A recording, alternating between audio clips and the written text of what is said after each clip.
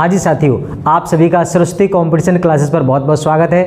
दोस्तों, आप लोगों ने 2 वीडियो में जिस तरीके से कमेंट्स किए बहुत अच्छा लगा ये पढ़ करके कि आप लोग बहुत अप्रिशिएट कर रहे हो और आप पूरा वीडियो भी देखते हो।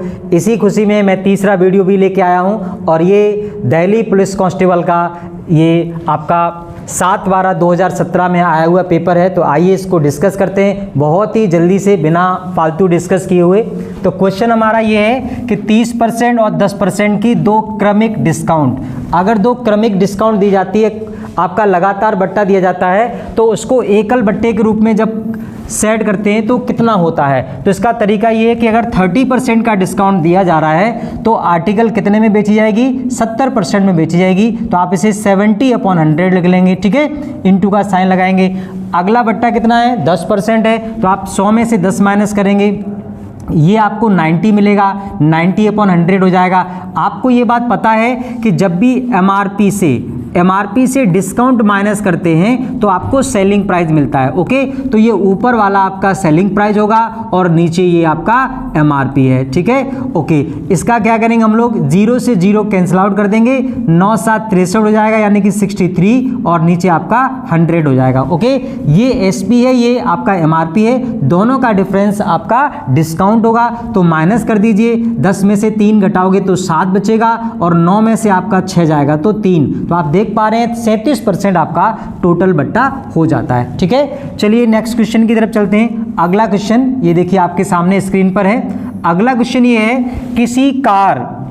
किसी आयताकार भवन की चौड़ाई उसकी लंबाई की 4/5 है। बड़ा शानदार क्वेश्चन है। अगर आप 4/5 को एक फ्रैक्शन के रूप में लिखो तो एक बार आप महसूस करो कि जब भी कोई रेक्टेंगुलर भवन होगा तो लंबाई हमेशा ज़्यादा होती है किससे, चौड़ाई से। तो यहाँ पे हम लोग बिल्कुल लिख सकते हैं कि लंबाई 5 होगी और चौड़ाई कितनी होगी, चौड़ाई 4 होगी। यानी इस डाटा को देख के हम लोग ये समझ पाएंगे कौन लंबाई है और कौन चौड़ाई है, ठीक है। अब ये कह रहे हैं तो फर्श का क्षेत्रफल 500 मीटर स्क्वायर हो। हम सभी जानते हैं, आप ये फॉर्मूला भी जानते होंगे कि जो आयताकार भवन है उसका एरिया निकालोगे तो उसके फर्श का आप क्षेत्रफल निकालोगे तो फॉर्मूला होगा लंबाई गुणा चौड़ाई, और ये आपका कितना बन जाएगा, 500 बन जाएगा। ओके, इसका मल्टीप्लाई करेंगे, 5 चौक 20, यानी 20 से आप भाग कर दीजिए और इसका वर्गमूल भी आपको लेना होगा। ओके, तो ये 20 से आपका कैंसिल आउट होकर के आएगा 25 और 25 का वर्गमूल आपको मिलेगा 5। ओके, अब आपसे पूछा है कि लंबाई और चौड़ाई के बीच अंतर क्या है। तो आप देखेंगे इनके बीच में 1 का डिफरेंस है और ये 1 के इक्वल में 5 आया है। इसका मतलब आपका ए ऑप्शन सही जवाब हो जाएगा। ओके, बहुत शानदार है। अब आप ये सोच रहे होंगे कि अंडर रूट क्यों आया, इसको भी एक्सप्लेन कर देते हैं।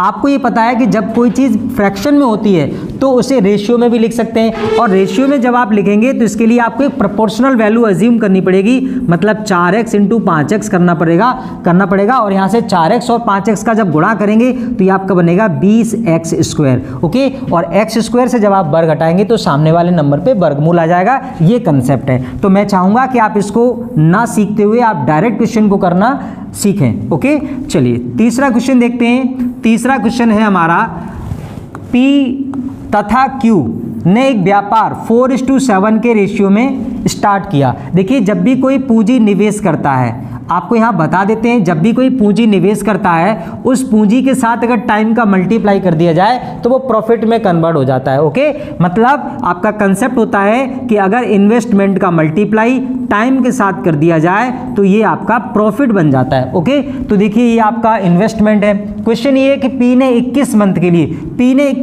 लिए यानी 21 महीने के लिए व्यवसाय किया है और पूछा जा रहा है कि P और Q को 3:5 के अनुपात में प्रॉफिट भी हुआ है। ओके, तो पूछा ये गया है Q ने कितने महीनों के लिए निवेश किया, यानी Q ने कितने महीने तक के लिए बिजनेस किया। तो आप यहाँ पे T मान लीजिए, यानी टाइम को T से रिप्रेजेंट करते हैं, या X मान लीजिए।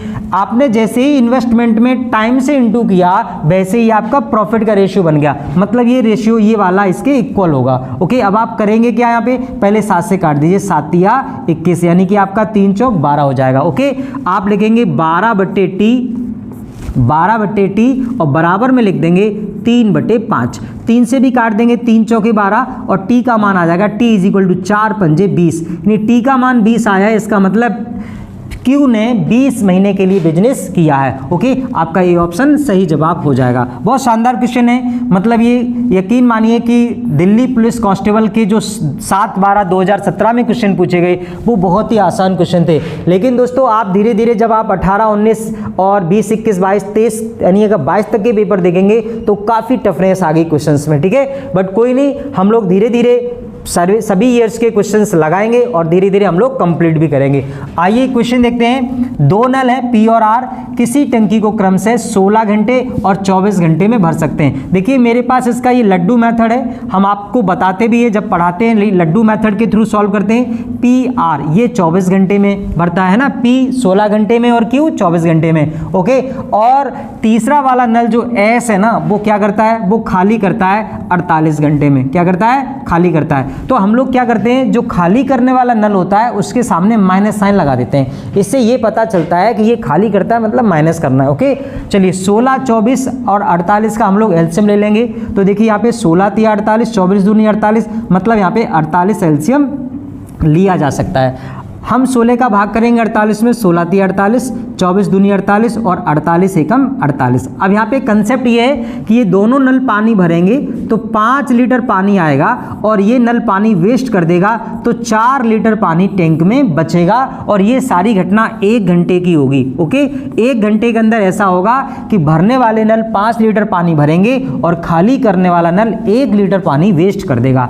क्वेश्चन ये है कि तीनों नलों को एक साथ खोला जाए तो टंकी कितने समय में भर जाएगी। तो आप समझते होंगे कि अगर 4 लीटर पानी 1 घंटे में बच रहा है तो 48 लीटर पानी को भरना है तो 4 का भाग कर दीजिए, आप काटेंगे 4 एकम 4, 4 दूनी 8, मतलब 12 घंटे लगेंगे। कितने घंटे, 12 घंटे। और आपको पता है कि मैं पूरा टाइम एंड वर्क 2 कंसेप्ट से खत्म करता हूं, एक लड्डू मेथड जो आप सीख रहे हैं ये एलसीएम बेस्ड होता है और दूसरा आपका एमडीएच कंसेप्ट होता है, ठीक है। चलिए नेक्स्ट क्वेश्चन करते हैं। अगला क्वेश्चन है आपका क्वेश्चन नंबर 5। ओके, 5 नंबर का क्वेश्चन बहुत अच्छा है। 50 और 65 तक की सभी अभाज्य संख्या। ओके, यानी प्राइम नंबर कहते हैं इसे क्या कहते हैं, प्राइम नंबर। ओके, अभाज्य संख्या। आपको समझना होगा कि प्राइम नंबर कौन होती हैं, वे नंबर जिसके केवल 2 डिवाइजर हो, जिसके केवल 2 भाजक हो, ठीक है। 2 भाजक हो उन्हें प्राइम कहते हैं। तो आपको यहाँ पे पता होना चाहिए कि 50 के बाद अगली प्राइम नंबर आपकी कौन होगी, 53 होगी। ओके, इसके बाद 53 के बाद आपकी होगी 59 और उसके बाद आपकी होगी 61। ओके, ये 3 प्राइम नंबर होगी, इनको आप ऐड कर दीजिए। ये सामान्य सा क्वेश्चन है, इसके लिए कोई ट्रिक काम नहीं करेगी। 9 और 1 10, 3 13। आप देख पा रहे हैं लास्ट में 3 आ रहा है, ऐसे 2 ऑप्शन है, एक बार और जोड़िए। 5 5 10 से 16 और 1 17, यानी 173 आपका टोटल होगा और एक ऑप्शन आपका सही जवाब हो जाएगा। चलिए नेक्स्ट क्वेश्चन की तरफ बढ़ते हैं। अगला क्वेश्चन है हमारा क्वेश्चन नंबर 6। ये बहुत अच्छा क्वेश्चन है। ये देखिए बिल्कुल कंसेप्चुअल क्वेश्चन है, ट्रिकी क्वेश्चन है। इसे आप क्वेश्चन को करेंगे, अगर आप नॉर्मली जोड़ते हैं तो इस क्वेश्चन में काफ़ी समय लगेगा। इस क्वेश्चन को करने का शानदार शॉर्ट ट्रिक है। प्यारे बच्चों, आप सबको पता है कि ये सभी इवन नंबर हैं। ओके, इवन नंबर को क्या मैं इस तरीके से लिख सकता हूँ, जैसे 1 × 2, फिर से लिख सकता हूँ 2 × 2 यानी 2 दूनी 4, इसे लिख सकता हूँ 2 × 3 यानी 2 × 6, ऐसे ही इसे मैं लिख सकता हूँ 2 गुणा आपका 20। ओके, सभी में आप देख पा रहे होंगे 2 कॉमन आ रहा है। अगर मैं सभी से 2 कॉमन ले लेता हूँ तो आपको ये सीरीज मिलेगी 1 + 2 + 3 and dot dot dot dot last number मिलेगा 20। यानी ये जो सीरीज मिलेगी ये आपकी नेचुरल सीरीज होगी, नेचुरल नंबर की सीरीज होगी। और ऐसे नंबर्स को ऐड करने का ट्रिक मैंने क्या सिखाया था कि जो भी लास्ट नंबर होता है उसमें एक और नंबर ऐड करके डिवाइड बाई 2 कर देते हैं। ओके, और आपको इस 2 का मल्टीप्लाई करना पड़ेगा, क्योंकि ये 2 भी तो आपका मल्टीप्लाई में है, तो आपको यहाँ पे मल्टीप्लाई बाई 2 करना पड़ेगा। अब आप देखेंगे इस 2 से ये 2 कैंसिल हो जाएगा और 21 दूनी 42, मतलब 420 आपका जवाब हो जाएगा, मतलब डी ऑप्शन आपका सही आंसर हो जाएगा। अब आप सोच रहे होंगे कि इस वाली सीरीज में क्यों नहीं ये कंसेप्ट लगा। दोस्तों ये आपकी इवन सीरीज है और इवन सीरीज का ही कंसेप्ट नहीं होता है, ये आपका नेचुरल नंबर की सीरीज का कंसेप्ट होता है। ओके, चलिए नेक्स्ट क्वेश्चन की तरफ बढ़ते हैं। अगला क्वेश्चन नंबर 7। ये बहुत प्यारा क्वेश्चन है और ये पूरा के पूरा सिंप्लीफिकेशन यानी बोर्ड मास पर डिपेंड है। इसमें आपको एक बात बहुत अच्छे से समझनी होगी। देखिए बोर्ड मास की जब हम लोग फुल फॉर्म लिखते हैं BOD MAS, तो इसमें आपका जो ओ होता है ना ऑफ, जिसे हम का कहते हैं, अगर कहीं पे का आया है तो ये मल्टीप्लिकेशन से अलग काम करेगा, मतलब मल्टीप्लिकेशन से पहले आपको इसको सॉल्व करना है। और डी का मतलब डिवीजन होता है, तो आपको पता ही है कि मल्टीप्लिकेशन से पहले डिवाइड करना है। तो बड़ा आसान सा क्वेश्चन है, 7 या 21, 5 दूनी 10, ये आपका 21 और 10, तो ये आपका 31 हो जाएगा। यानी आपको पहला ही आंसर न्यूमरेटर बता रहा है 31 होगा, तो ये ऑप्शन सही है। फिर भी आप भाग करेंगे, 4 दूनी 8 और 3 दूनी 6, 6 और 2 आपका हो जाएगा 8। तो इस तरीके से आपका आंसर बनेगा 31/8, मतलब ए ऑप्शन आपका सही जवाब हो जाएगा। चलिए नेक्स्ट क्वेश्चन की तरफ बढ़ते हैं। बहुत शानदार क्वेश्चन हो रहे हैं बच्चों, बहुत शानदार। अगर ये वीडियो अच्छा लग रहा है, अगर ये वीडियो पसंद आता है तो बिल्कुल आप लाइक, शेयर और कमेंट्स जरूर करिए करिए। जिस तरीके से आपने दो वीडियो के पीछे आपने कमेंट्स किए, मुझे बहुत अच्छा लगा। इसका मतलब ये है कि आप लोग बहुत अच्छे से ये वीडियो देख पा रहे हैं। ओके, चलिए नेक्स्ट क्वेश्चन करते हैं। एक कार 100 किलोमीटर प्रति घंटा की गति से चलती है, ये देखिए स्पीड है कार की, तथा एक निश्चित दूरी को 2 घंटे 30 मिनट में तय करती है। 50 किलोमीटर प्रति घंटा की गति से चलने वाली एक अन्य कार समान दूरी को कितने समय में तय करेगी। दोस्तों आपको पता है कि हमारा एक फॉर्मूला होता है, चाल बराबर दूरी बटे समय, ये सभी को पता है, लेकिन हम इस तरीके से इसे यूज नहीं करेंगे। इसका यूज करेंगे दूरी बराबर चाल गुणा समय। क्या यूज करेंगे जल्दी बताओ? दूरी बराबर चाल गुणा समय। और इसमें दो गाड़ियों की बात हो रही है, तो यहाँ पे हम लोग अलग अलग चाल और अलग अलग समय ले लेंगे। तो यहाँ पे बहुत अच्छा कंसेप्ट आता है, S1 × T1 is equal to S2 × T2। ये बड़ा शानदार कंसेप्ट है और ये तब लगाइएगा दोस्तों जब डिस्टेंस कॉमन हो, डिस्टेंस समान हो। ओके, तो देखिए 100 किलोमीटर की ये स्पीड है और समय लग रहा है 2 घंटे 30 मिनट, इसका मतलब है 2.5 घंटे, और 2.5 घंटे का मतलब होता है 5/2। और ये देखिए आपका दूसरी स्पीड है 50 और आपसे समय पूछा गया है T2। तो आप यहाँ पे क्या करेंगे, 50 से काट देंगे 2 बार, 50 दूनी 100, 2 से 2 कट जाएगा और T2 आपका निकल के आ जाएगा 5, यानी 5 घंटे। ओके, इसका मतलब ए ऑप्शन आपका सही जवाब हो जाएगा, यानी 5 घंटे में ये गाड़ी कंप्लीट तय कर लेगी। चलिए नेक्स्ट क्वेश्चन की तरफ बढ़ते हैं। बड़ा अच्छा क्वेश्चन था दोस्तों ये टाइम एंड डिस्टेंस का। अगला क्वेश्चन हम लोग करेंगे क्वेश्चन नंबर 9 हमारा ये है 3/4, 2/3, 4/7 और 5/3 में आपको बताना है सबसे छोटी कौन सी है। देखिए सबसे छोटी बताने का सबसे बेस्ट तरीका है, आप इनके बीच में सेमीफाइनल कराइए। तो जैसे आप करेंगे 3 × 9 और 4 दूनी 8, तो आप देख पा रहे हैं इससे ये छोटी है, मतलब ये वाली छोटी है, ये बड़ी है। तो आपने देखा होगा ये साइन होता है बड़े के लिए और ये साइन होता है छोटे के लिए, मतलब जिधर मुंह बड़ा होता है उधर बड़ी संख्या होती है। तो ये बात आपको पता होगी। ओके, चलिए हम लोग यहाँ पे करा लेते हैं। ये देखिए 7 दूनी 14 और 4 × 12। अब आप देख सकते हैं ये 14 बड़ा है ना, और फिर इसमें करा लेते हैं 3 × 12 और 7 × 5 = 35। अब आप देखेंगे ये बड़ा है, मतलब आप देखेंगे कि इस नंबर से ये बड़ा है, इससे ये बड़ा है, इसका मतलब ये छोटा हुआ, ये सबसे छोटा हुआ, इससे ये भी बड़ा है और इससे सारे नंबर बड़े हैं। तो आपका जो छोटा नंबर आ रहा है वो 4/7 आ रहा है, मतलब सी ऑप्शन, थर्ड ऑप्शन आपका सही जवाब होगा। आप इसका क्या करेंगे, आप इसका सेमीफाइनल कराइए, आपस में क्रॉस कराइए, बड़ा अच्छा कंसेप्ट है। नेक्स्ट क्वेश्चन की तरफ चलते हैं, क्वेश्चन नंबर 10। देखिए question number 10। Okay, question number 10 हमारा ये है कि 2/3 और 4/7, 2/3 और 4/7 और 12/35 का एलसीएम बताना है। दोस्तों एलसीएम आपको पता होगा ये फ्रैक्शन है, और फ्रैक्शन का एलसीएम लेने का आपको कंसेप्ट पता होगा कि जो भी अंश होता है, अंश उसका एलसीएम लेते हैं, अंश का एलसीएम लेते हैं, और हर का क्या लेते हैं दोस्तों, हर का डिनोमिनेटर का आपको एचसीएफ लेना होता है। ओके, तो आपको 2, 4 और 12 का एलसीएम लेना है, इसका एलसीएम लेना है, और 3 और 7 और 35 का आपको लेना है एचसीएफ लेना है। ओके, क्या लेना है, एचसीएफ। तो दोस्तों आपको पता होगा कि ऊपर का जो एलसीएम है वो 12 आएगा और नीचे कुछ भी कॉमन नहीं है, तो आपका एचसीएफ 1 आएगा, और इस तरीके से आपका जो आंसर बनेगा वो 12 होगा, अर्थात ए ऑप्शन सही जवाब हो जाएगा। चलिए नेक्स्ट क्वेश्चन की तरफ बढ़ते हैं। अगला क्वेश्चन, क्वेश्चन नंबर 11, और क्वेश्चन आपका ये है, देखिए 1500 रुपये को PQR में विभाजित किया जाता है। P का हिस्सा, Q का हिस्सा 2:1। अब देखिए बहुत अच्छा क्वेश्चन है, ये रेशियो बेस्ड क्वेश्चन है। P और Q का जो हिस्सा है वो 2:1 है।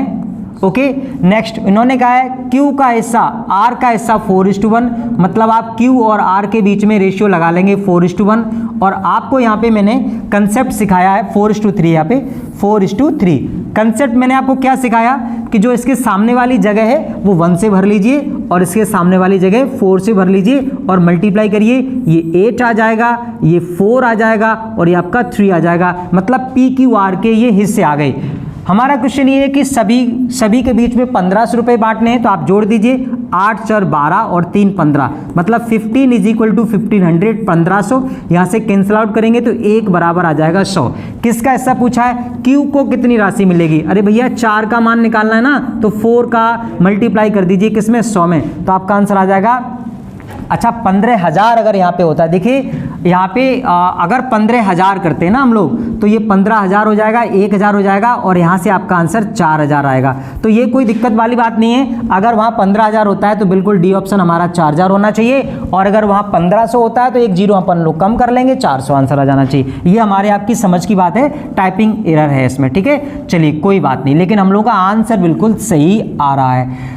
अगला क्वेश्चन आप देख रहे हैं, ये औसत का क्वेश्चन है, ये बड़ा शानदार क्वेश्चन है। देखो 20 लड़के हैं, एक समूह है 20 लड़कों का और उनका औसत कितना है, 15 है। यदि एक लड़का इस समूह को छोड़ देता है तो औसत 14.5 रह जाता है। समूह छोड़ने वाले लड़के की आयु क्या है? दोस्तों इसका बड़ा शानदार कंसेप्ट है। एवरेज ये कहता है कि अगर कोई व्यक्ति ग्रुप को छोड़ता है और वो ग्रुप के बराबर है तो औसत में कोई चेंजिंग नहीं आएगी, लेकिन अगर वो ग्रुप छोड़ता है और औसत डाउन हो जाता है, इसका मतलब वो औसत से ज़्यादा है। तो इसका कंसेप्ट ये कहता है कि सबसे पहले तो आपको औसत के बराबर लिखना चाहिए, फिर जब 20 लड़कों में से एक लड़का चला जाएगा तो लड़के कितने रह जाएंगे, 19, और औसत आपका कितना कम हो गया, तो आप देख सकते हैं 15 से 14.5 हो गया, इसका मतलब 0.5 औसत कम हो गया।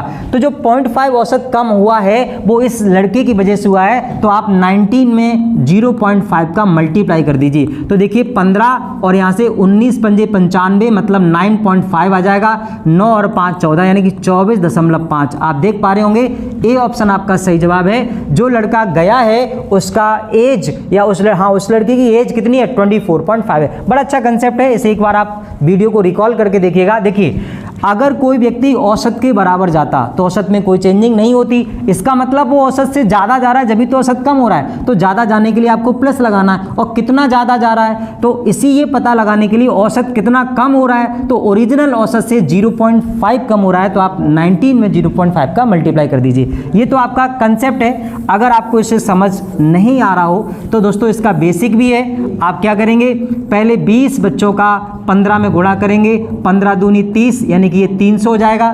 फिर एक लड़का कम हो गया, मतलब 19, और औसत हो गया 14.5, इसका गुणा करेंगे, 19 पंजे 95 की 5, हासिल में 9, 19 या 48, 1900 का कितना होता है आपका, देखो ऐसे कर लेते हैं मल्टीप्लाई, ऐसे मल्टीप्लाई करेंगे तो सही रहेगा। 9 पंजे 45 की 5, हासिल में 4, 9 चौक 36 और 4 40, हासिल में कितना 4, 9 एकम 9 और 4 13, फिर 5 4 1, ये 5 5 और ये आपका कितना 7, और ये आपका 2755 पॉइंट लग जाएगा, तो यहाँ से आपका आएगा 275.5। ये देखिए आपका टोटल आया 19 बच्चों का। प्रश्न ये है कि जो गया है उसकी एज क्या है, तो आप 300 में से माइनस कर दीजिए, घटाएंगे 10 में से 5 जाएगा 5, और ये 9 में से 5 जाएगा 4, और ये 9 में से 7 जाएगा तो 2, तो आपका आंसर देखो 24.5। बट ये गुणा करने में आपको समय लग जाएगा, तो आप पुराना वाला कंसेप्ट याद रखिएगा, ठीक है। चलिए नेक्स्ट क्वेश्चन की तरफ बढ़ते हैं। अगला क्वेश्चन और क्वेश्चन नंबर 13।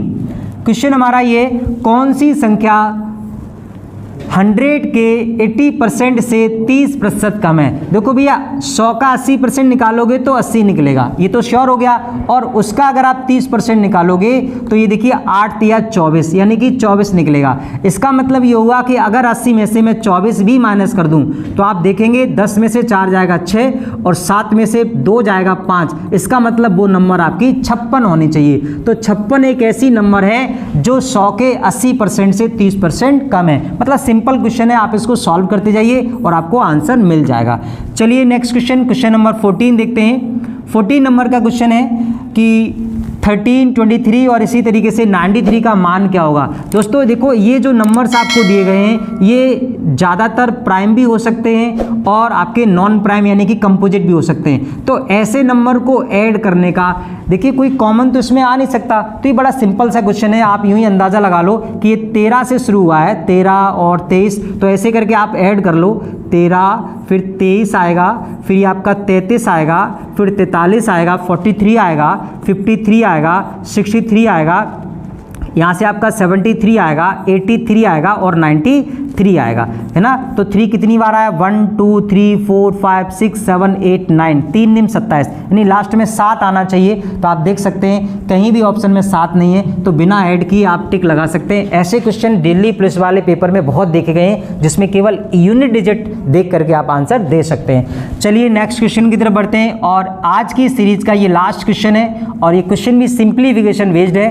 देखिए क्वेश्चन बहुत अच्छा है, आपको इसका स्क्वायर करना है, तो आपको पता होगा एक फॉर्मूला होता है, देखिए ए स्क्वायर माइनस बी स्क्वायर, आप देखते हैं जानते होंगे ये वर्गांतर होता है, एक ब्रैकेट में ए प्लस बी होता है और एक ब्रैकेट में ए प्लस बी होता है। ये क्वेश्चन बहुत अच्छा है, हैशटैग लगाओ, क्योंकि ये क्वेश्चन का अगर कोई स्क्वायर करेगा ना तो बहुत समय लगेगा, तो इसमें वर्गांतर का कंसेप्ट दोस्तों लगेगा। और वर्गांतर का कंसेप्ट ये है कि एक कोष्टक में प्लस और एक कोष्टक में माइनस, तो हम लोग क्या करेंगे, एक बार 1.27 और 1.05 को ऐड कर देंगे, और एक बार 1.27 में से 1.05 माइनस कर देंगे, और अपॉन में 0.22 जोड़ेंगे, तो 7 5 12 की 2 हासिल 1, ये आपका 3 हो जाएगा, और ये 2.32, और जब घटाएंगे तो 7 में से 5 जाएगा, 2 बचेगा, और ये 2 बचेगा, 0.22 अपॉन 0.22। आप देख पा रहे हैं ये आराम से कट रहा है, और आपका आंसर आ रहा है 2.32,